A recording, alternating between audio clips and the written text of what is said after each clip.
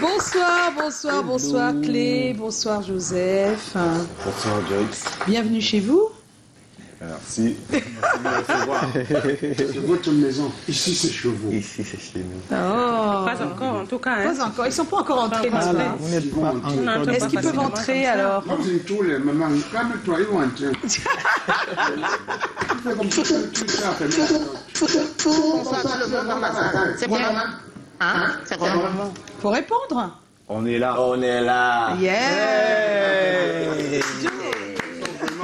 J'ai la première question. Alors, Joseph et Clé. Joseph, en tant que réalisateur, scénariste, réalisateur, et Clé en tant que producteur, vous êtes quand même les deux bonhommes grâce à qui le gratin de Douala s'est assis hier pour découvrir le chef-d'œuvre en hommage à Jean-Michel Cancan.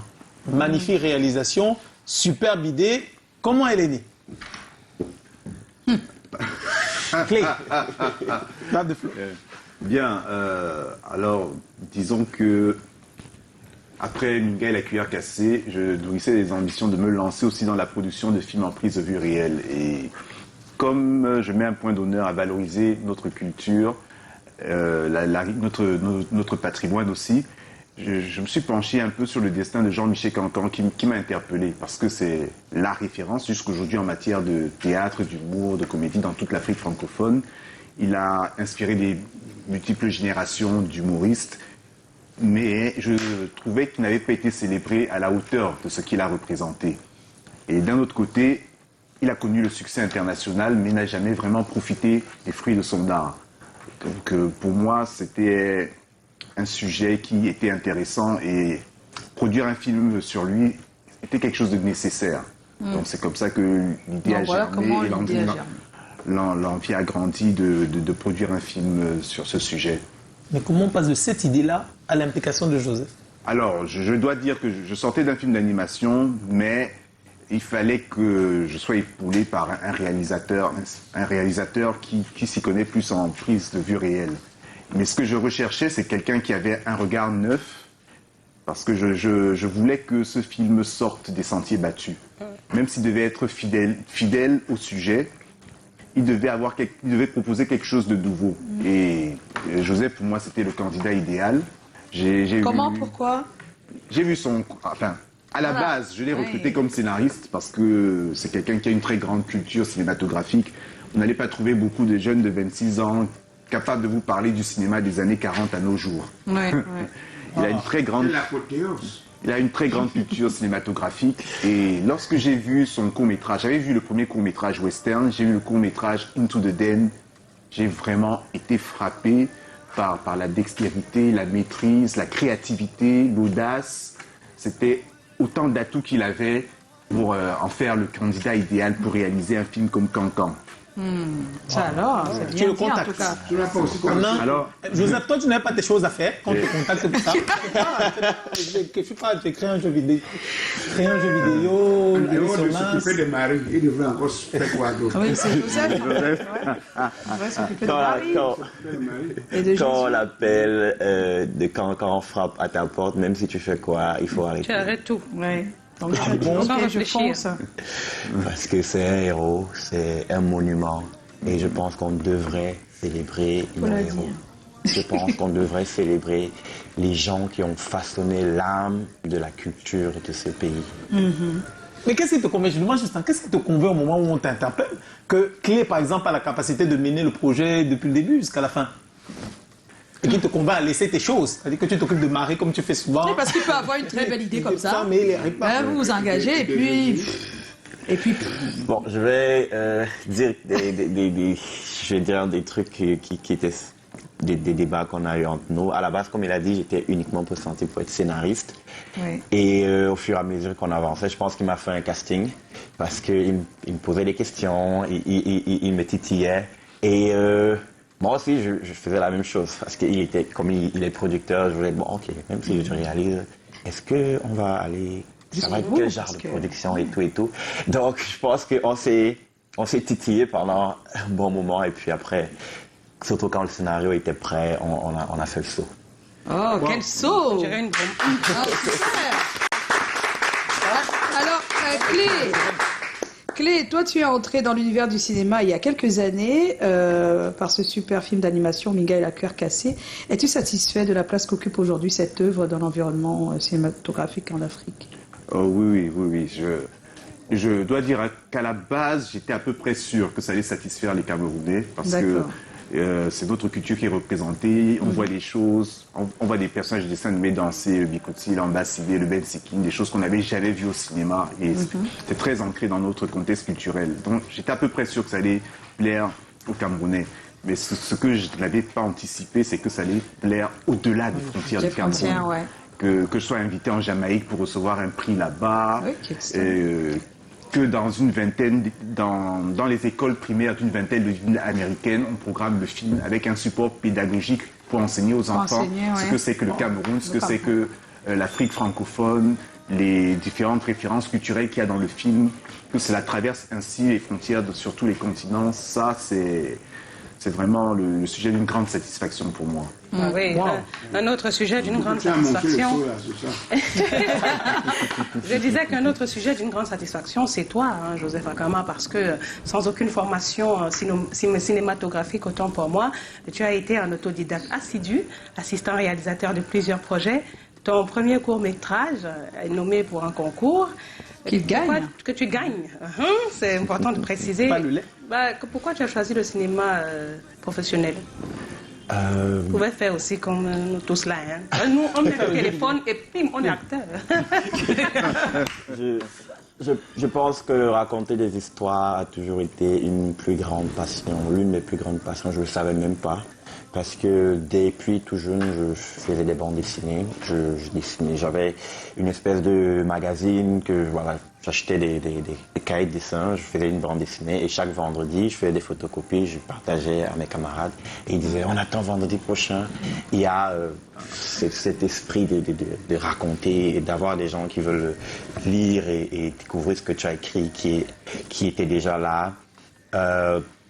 Après, avec l'école, avec les complications, j'ai laissé tomber le dessin et tout.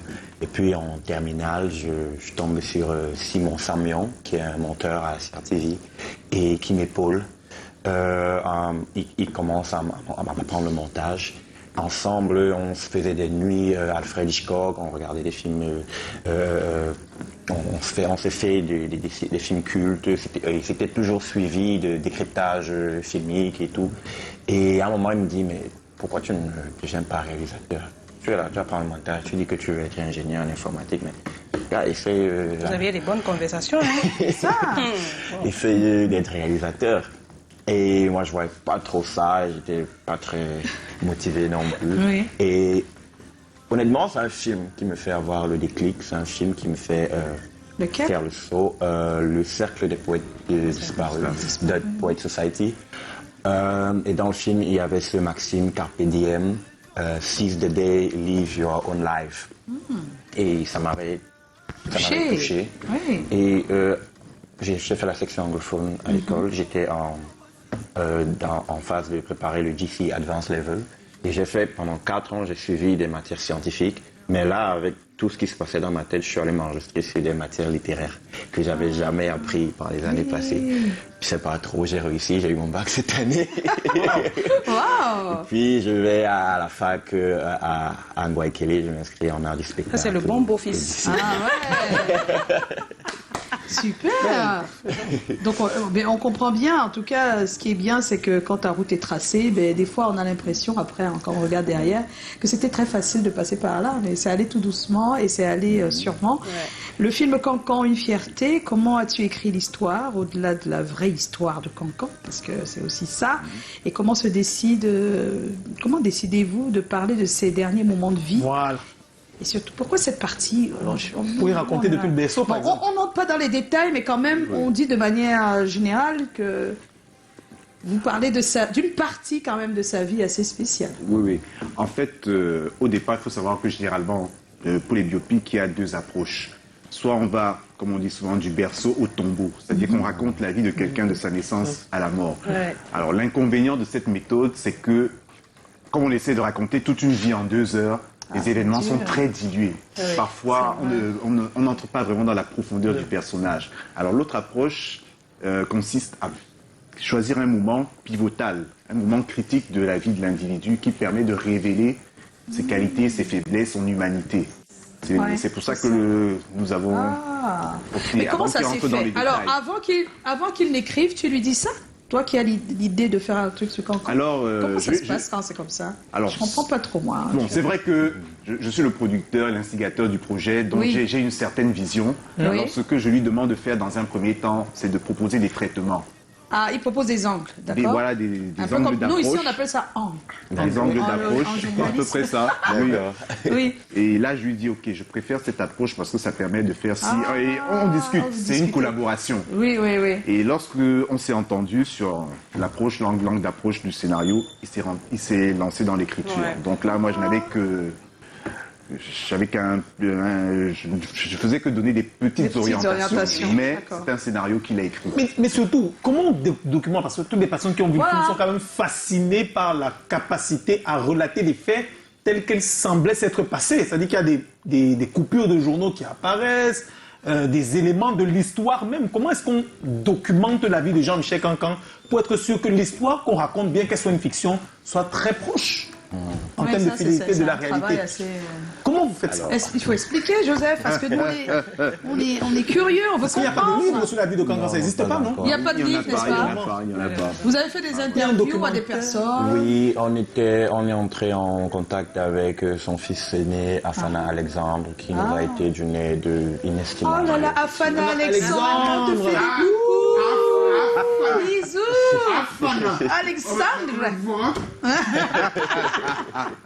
Oui, d'accord. Nous a été d'une- C'est la grande ressource humaine. Oui. D'accord. Il nous a donné des informations exclusives, des images, des photos, des anecdotes. Il nous a expliqué comment son père était, les dégâts que son père avait, comment son père était avec lui. C'était une vraie mine d'or. Ouais, c'est vraiment ouvert à nous. Waouh, c'est bien ça, c'est bien d'entendre ça. En dehors de ça, il y a une série documentaire sur Afadieu que Dieudonné René Fouda a fait, qui était diffusée à la CRTV. Ah oui, J'ai demandé...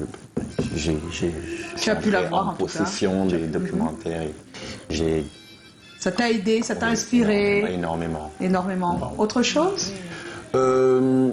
À part ça, il y a 2-3 personnes que j'ai rencontrées qui m'ont confié des trucs, mais ils ont voulu garder l'anonymat. Oui, l'anonymat, bien sûr. Mais là, c'est pour le côté réel. Maintenant, pour créer la fiction. Est-ce que ça s'éloigne même de la fiction? Du réel? Si, ça s'éloigne un peu.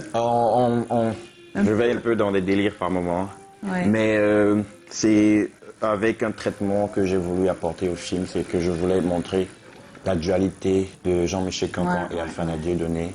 Et je voulais montrer cette dualité sur plusieurs aspects.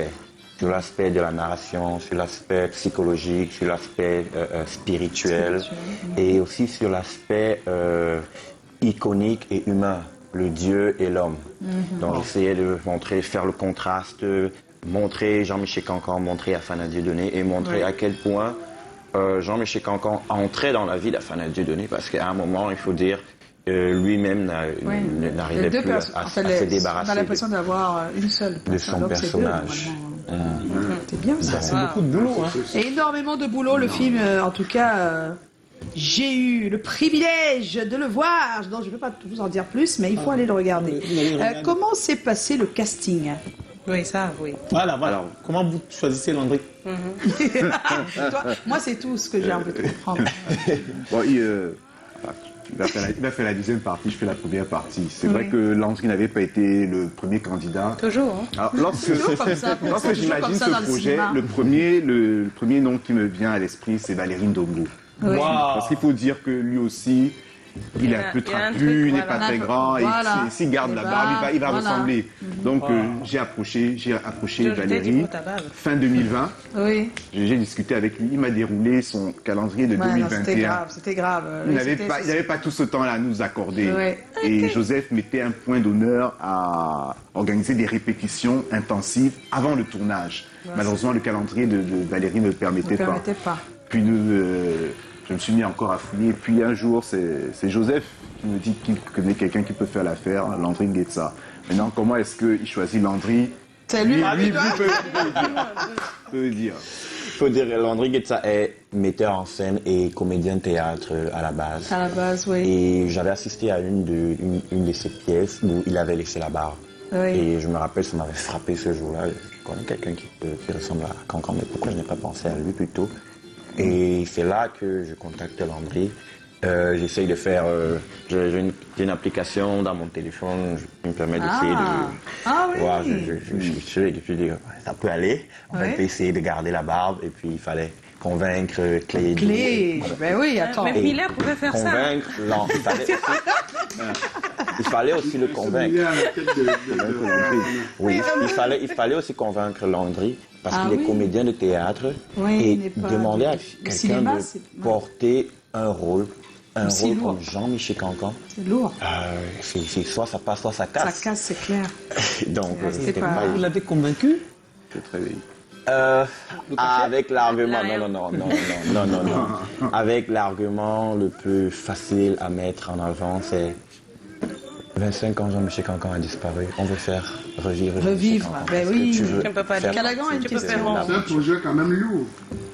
Et quand c'est lourd comme ça, quelles ont été les difficultés alors en tant que producteur? En tant que producteur. Bon, c'est vrai que la question des finances a toujours se posé. La ressource, Ouais. Les d'accord. ressources financières, Les malheureusement. moyens, on sait. Donc, Est-ce qu'on a justement assez de moyens pour un film comme ça? Ouais, c'est assez de moyens pour ce type de film. C'est Ouais, pas oui, les moyens. Les c'est moyens. vrai que c'est un film assez audacieux. Assez audacieux. Et moi, je sors du monde de l'animation. L'animation a ceci de particulier qu'il y a une grande flexibilité sur le plan des finances. Si jamais L'argent les finit. caisses s'assèchent, On s'arrête. on peut s'arrêter et reprendre plus tard. En prise de vue réelle, lorsqu'on a engagé les techniciens, Ah les non, acteurs, non, tu vas pas les c'est pour faire un venir. calendrier bien Même le précis. cadre. Bien précis. Donc, il faut être Il faut prêt. aller jusqu'au bout. Il faut aller jusqu'au bout et il faut parer à toute Le éventualité. décor change. Donc, tout. J'avoue que ça a été une très grande source de stress pour moi. Il faut avoir un mental d'acier. Mais j'ai eu la chance d'avoir une équipe très compétente, très dynamique. Ça me motivait aussi. De savoir que même s'il fallait mouiller le maillot, même s'il fallait se décarcasser, c'est bien ça.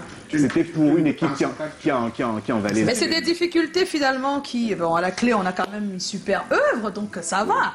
On peut passer les difficultés, non? Oui. C'est vrai que quand on a le résultat final, on oublie. par lesquels on est passé. Voilà, les prochains rendez-vous pour les projections du film. Donc, on a dit le 21 octobre ici, mais le 20 à Yaoundé, il y a l'avant-première. Il y a l'avant-première de Yaoundé le 20 octobre prochain, mais à partir du 21 octobre, le film va sortir dans Partout. tous les réseaux de salles. Eden, Canal Olympia, Genesis, PFC, il y en a pour tous les goûts. Voilà, super, c'est bien dit. Que souhaitez-vous qu'on retienne après avoir vu cette fiction sur la vie de Très bien. Cancan? T'as dit comme nous, tu souhaites que la majorité des personnes retiennent quoi? Tiens, quoi. Si moi je peux parler, je souhaiterais que les gens entrent en salle Oui. en connaissant Jean-Michel Cancan, mais ressortent en connaissant Afana Dieudonné. Ah ouais, c'est bien dit ça. On va tout de suite retrouver notre cher Callaghan alors qu'on est en compagnie de Clé et Joseph. Il reste Qui se montant de qui se montant.